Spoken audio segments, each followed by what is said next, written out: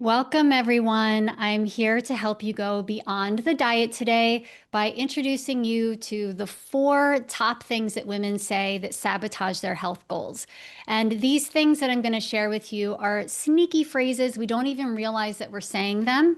And we can think deep down that they're inspiring or motivating in some way, but they actually do lead us to self-sabotage. Self-sabotage is when you have the best of intentions on following through with something, a goal, something that that really truly matters to you. But what ends up happening is that you ruin the outcome for yourself, sometimes without even realizing it. So you sabotage yourself. You may ask yourself at the end of it, how did I get here? What happened? I don't understand. Was it lack of self-discipline? And it's not. And today I'm going to give you the 4 of the main phrases that we say that really lead us to self-sabotage, where we make it nearly impossible to follow through with our goals. And these 4 things typically come out of yo-yo dieting and diet culture and the way that it feels when we fail a diet. So I want to help you unwind those today so that that doesn't happen to you. I'm going to make sure that our feed is going into the Facebook group. And yes, it is. Okay, so whether you're here to break free from yo-yo dieting, or you're tired of digging for diets, or you want to release weight, you want to increase confidence, you want to have more energy, I want you to watch out for these 4 things that we typically do, and I'm going to give you solutions to what you can say instead. The 4 phrases that I'm going to share with you might seem harmless, but the nervous system actually receives them and feels them and hears them as dangerous, as pressure, or as powerlessness. And then we end up procrastinating, we rebel, we shut down, or we pull away from our goals. And simply because we're using these words. The self-sabotage part may feel like a lack of self-discipline or a lack of stamina for dieting or for caring for yourself, but it's actually not true. You're not lazy. There's nothing wrong with you, but the words that you're using could be leading you to self-sabotaging. And I want to go ahead and jump in now. The first one is I'll try. We might say, I'll try hard. I'll try to drink more water. I'll try to eat more fruits and vegetables. I'll try to sleep better. I'll try to eat more protein. Trying can sound commitment. It can sound like you're committed, but try is a word we use when we leave the back door open, right? If I'm saying I'm going to try to show up, then I'm giving myself an out from showing up. And actually, this happened the other day with someone in our walking group. She said, well, I'll try to make it. And I said, well, why are you going to try? Why aren't you committed? And she said, well, I'm only 70% there. And I said, well, what's it going to take for you to be 100% there? And so you have to ask yourself, why do I want to just try? It's because I want an out. I'm afraid of following through. I'm afraid that I'm not going to follow through. I'm afraid that I don't trust myself to follow through. So instead of saying, I'll try to go for a walk, say, I'm committed to moving my body. I'm committed to being strong. I'm committed to eating better. Just use that word commitment instead of I try. The next phrase is, it's a problem. Let's listen to how heavy it sounds when you say that something is a problem. We might say something like, drinking more water is a problem for me because I don't have it at my desk. Eating dinner at home is a problem for me because I don't think I have any time. Getting up to exercise in the morning is a problem for me because I don't wake up early enough. All of these things that you're saying are problems are actually just challenges. When we can acknowledge that what we're dealing with is a challenge, then what you can actually expect of yourself is that it's a challenge and I'm fully capable of handling it. If it's a problem, you don't feel like you can take care of it. If it's a problem, you are disempowering yourself. If it's a problem, you're just continuing down the path of not being able to solve it. That feeling of problem is a low feeling. The feeling of a challenge is something to overcome, is something to reach for, is something to feel empowered towards. Like, I'm up for the challenge, right? We say it's a problem, or I'm up to the challenge of overcoming this. So we can remove the drama of something being a problem, and we can step into the power of something just being a challenge. Here's the third one.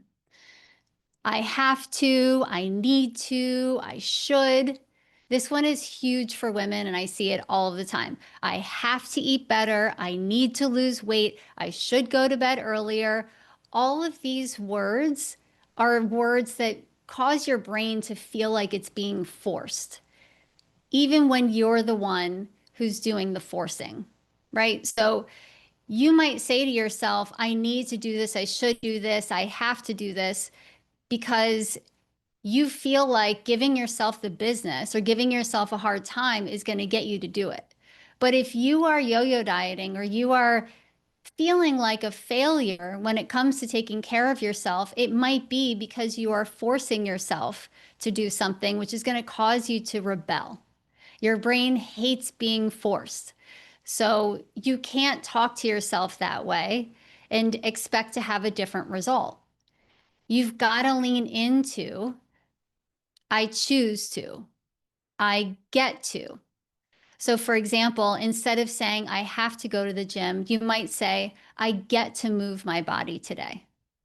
Instead of saying, I should drink more water, you get to say, I choose to drink more water because it's going to hydrate me. See how it puts you in more of an empowering place? It also taps into your identity, right? I am a person who likes to take care of myself. I get to do it. I choose to do it because I am worth it. And then the fourth phrase is, I can't. I can't stop snacking at night. I can't lose weight. I can't control myself around sugar. I can't. I can't shut down the realm of possibility. If you can't, that's a hard stop. You're drawing a hard line in the sand when you say that you can't. Instead, you want to say, I'm learning how to. I can't is final. I'm learning how to means that you haven't learned it yet, that you're on the path to learning, you're on the path to growth, so that you can empower yourself to make better decisions in the future. If I can learn from something, then I make different choices. But instead, we take our past experiences and we say, oh, well, I haven't gotten up yet in the morning, so I can't do it. I'm just not a morning person. No, you haven't done it yet. You haven't done it yet. And you can learn from your behavior or your relationship with sleep. I'm just using this as an example, in order to be able to make a different decision or to be able to get up earlier next time. Okay. So let's recap. Self-sabotaging yourself, 4 main phrases that cause this for women. I'll try hard. It's a problem. I have to, I need to, or I should, and I can't. And what you're going to do is look out for yourself using those words and try to empower yourself to use more transformational vocabulary that's going to help you stay at an energetic vibration that's going to get you to stick with any habits that you're trying to install so that you have a healthier life. You're going to say, I'm committed. This is a challenge that I'm up for. I choose to do this. I get to do this. I'm learning how to do this. And when you choose those words, I promise you, you will not get stuck in the yo-yo dieting cycle. The words that we speak become the instructions that our brain follows. You can even feel the energy of those words, right? I can't versus I choose, or I'm learning, or I get to, or I'm rising to the challenge. You want to keep yourself in that energetic state. If this podcast resonated with you guys, I do have a new mindset membership, and I would love to invite you to come into this twice a month powerful coaching opportunity that will get you out of your head and into your heart. It's going to give you greater confidence, and it's going to help you find more ease as you move towards your goals. It is a twice monthly meeting where we come together, we share our goals, and we also share some of those obstacles, noisy thoughts, and gremlins that get in the way. And I help you blast through those so that you can reach your goals with confidence. If this sounds like something that's interesting to you, I want you to comment mindset if you're interested in joining, and I'll get you the details. I'll get you started with a 20-minute empowerment call, and I will take $50 off your first month. So just for you guys. All right. I hope you have a wonderful afternoon, and I will see you next time.